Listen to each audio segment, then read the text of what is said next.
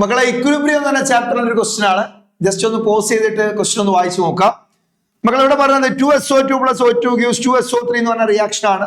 Start ചെയ്യുന്ന സമയത്ത് നമ്മുടെ കയ്യിൽ 2 മോൾ SO2 ഉം 1 മോൾ O2 ഉണ്ട്. ആൻഡ് ഈ ഇക്വിലിബ്രിയം മിക്സറിന് 0.4 മോൾ പെർമാംഗനേറ്റ് അയോൺ ആവശ്യം വന്നു റിയാക്ട് ചെയ്യാൻ വേണ്ടിയിട്ട്.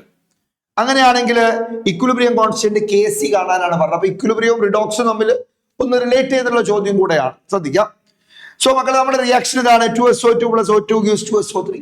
ബിഗിനിങ്ങിൽ 2 മോൾ SO2 ഉം 1 മോൾ O2 ഉള്ള നമ്മൾ പറയുന്നു ഇക്വിലിബ്രിയത്തിലേക്ക് പോകുമ്പോൾ 2x എമൗണ്ട് SO2 റിയാക്ട് ആയാൽ ഇയാൾ 2 റിയാക്ട് ആയാൽ ഇയാൾ 1 റിയാക്ട് ചെയ്യും.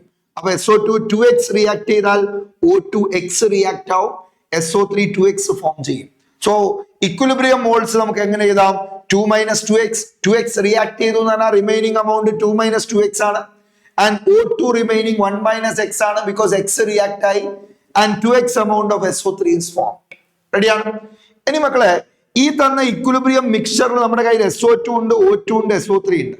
ഇതിൽ SO2 ആണ് റെഡ്യൂസിങ് ഏജന്റ്. അയാളാണ് പെർമാംഗനേറ്റുമായിട്ട് റിയാക്ട് ചെയ്യുക. അപ്പൊ SO2വിന്റെ അളവ് കാണാൻ വേണ്ടിയിട്ടാണ് പെർമാംഗനേറ്റുമായി ബന്ധപ്പെട്ട ഒരു സ്റ്റേറ്റ്മെന്റ് ക്വസ്റ്റ്യൻ തന്നിട്ടുള്ളത്. സോ മക്കളെ നമ്മുടെ കയ്യില് സേ n മോൾ SO2 ഉണ്ടെന്ന് വിചാരിച്ചു. എത്രയും SO2 എത്ര ഒരു നമ്പർ ഓഫ് മോൾസ് ഉണ്ട്, അത്രയും മോൾ SO2 ഉണ്ട്. അതുപോലെ പെർമാംഗനേറ്റ് 0.4 മോൾ പെർമാംഗനേറ്റ് ആണ് ആസിഡ് മീഡിയത്തിൽ റിയാക്ട് ചെയ്തത് എന്നാണ് പറഞ്ഞിട്ടുള്ളത്.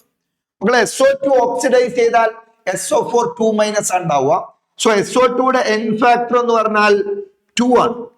n ഫാക്ടർ എന്ന് പറഞ്ഞാൽ total change in oxidation number ആണ്. SO2 റെഡ്യൂസിങ് ഏജന്റ് ആണ്. പെർമാംഗനേറ്റ് ഓക്സിഡൈസിങ് ഏജന്റ് ആയിട്ട് ആസിഡ് മീഡിയത്തിൽ ആക്ട് ചെയ്യുമ്പോൾ അയാളുടെ n ഫാക്ടർ എന്ന് പറയുന്നത് 5 ആണ്.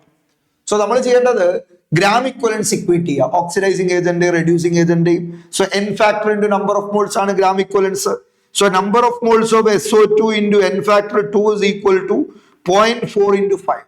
0.4 × 5 എന്ന് പറഞ്ഞാൽ 4 5 20 2/2 1. സോ SO2യുടെ നമ്പർ ഓഫ് മോൾസ് നമുക്ക് 1 മോളിന് കിട്ടും. അപ്പൊ 1 മോൾ SO2 ആണ് നമുക്ക് റിയാക്ഷൻ കണ്ടെയ്നറിൽ അവൈലബിൾ ആയിട്ടുള്ള. അതായത് 2 - 2x ന്റെ വാല്യൂ ആണ് 1 മോള്. എന്ത്? 2 - 2x ന്റെ value 1 mole. So 2x = 1 and x = 1/2. So 2 - 2x ആണ് 1 മോൾ. 1 - 1/2 1/2 ആണ്. 2 × 1/2 1 ആണ്. സോ അങ്ങനെയാണ് Kc 1 ലിറ്റർ ഫ്ലാസ്ക് ആണ്. Kc എന്ന് പറഞ്ഞാൽ Kn ആണ്, നമ്പർ ഓഫ് മോൾസിന്റെ ടേംസിൽ ഇക്വിലിബ്രിയം കോൺസ്റ്റന്റ് ആണ്. സോ വിച്ച് ഈസ് 1² / 1² × 1/2 എന്ന് പറഞ്ഞാൽ 2 എന്ന് വരും ആൻസർ. ഓക്കെ.